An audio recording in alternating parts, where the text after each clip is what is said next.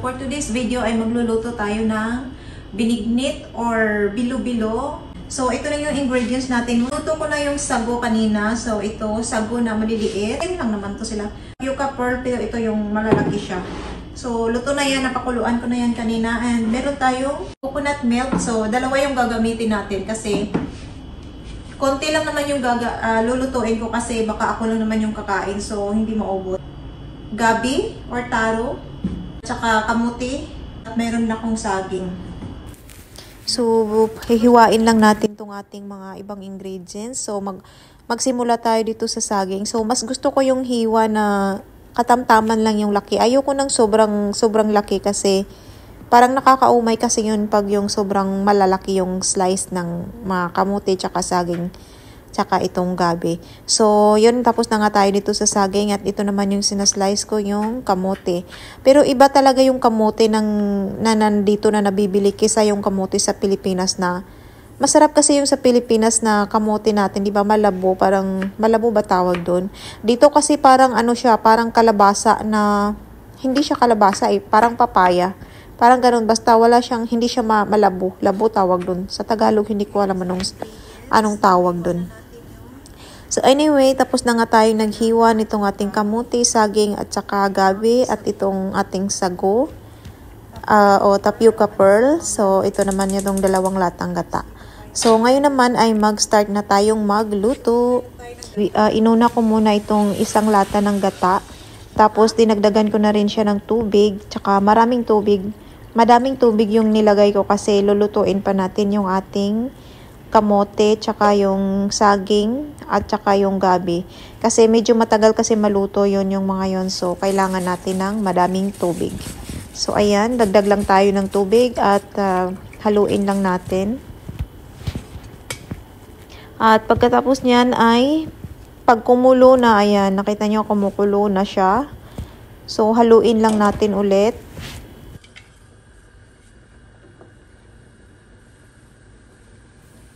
So, ito nga ay kulong-kulo na yung ating gata at sunod ko namang nilagay ay itong ating gabi. So, gabi at saka kamote ay sinabay ko na sila kasi medyo matigas kasi itong mga to kaya inuna ko na.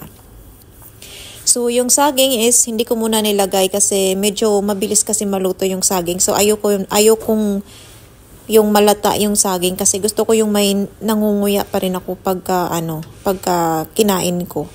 So, ayan nga at tinakpan ulit natin.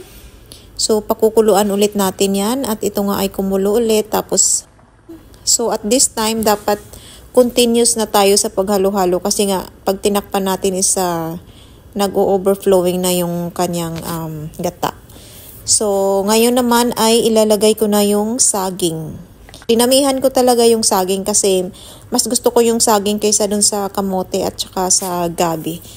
So, ayan, ilagay lang natin yung saging at pagkatapos niyan ay halu-haluin ulit natin hanggang sa maluto.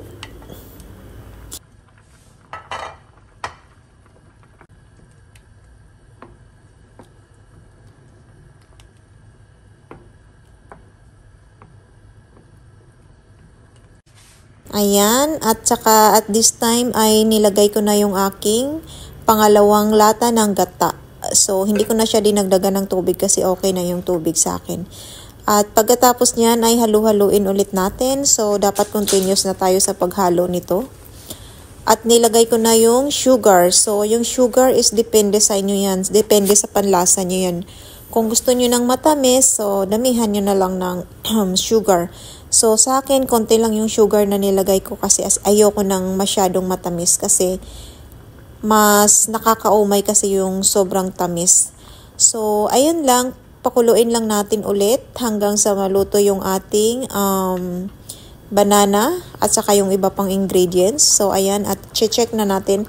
Check lang natin time to time. So, at this time nga ay parang luto na yung aking malambot na yung kamote at saka yung saging.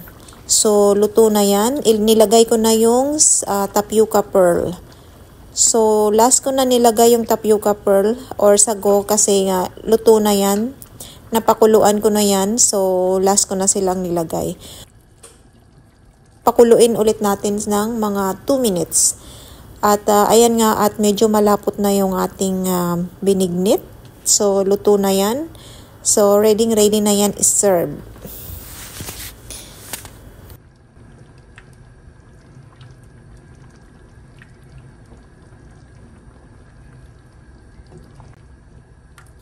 Tikiman time. So, at this time ay luto na nga. So, titikman ko lang kung okay na yung lasa. So far okay na yung lasa. Okay lang yung tamis. Kaya hindi ko na siya dinagdagan ng sugar. Si-serve ko na to at kakain na ng binignit. At medyo madami-dami nga itong naluto natin. So, hindi ko alam kung kaya kong ubusin to. Or kasi sa alam ko naman na yung kasama ko dito is titikim lang yun. Hindi yun siya mahilig sa mga ganito. Or sa kahit na mga Filipino dessert or mga kakanin. Hindi yun siya kumakain. So, feeling ko ako lang yung makakaubos nito.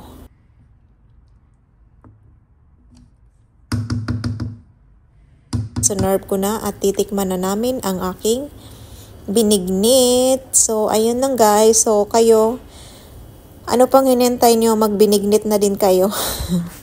So, ayun lang. Thank you for watching. Bye!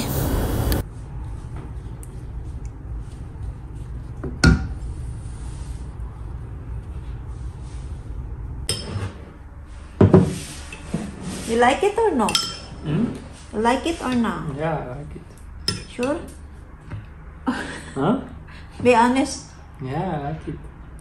Good. Only the coconut milk is not fresh. Yeah, I can taste coconut milk. Coconut milk. I like the fresh coconut milk, but This one, Filipino small banana. Sweet this potato. one, I don't know what is this. This is like Pearl. cherry. Pearl.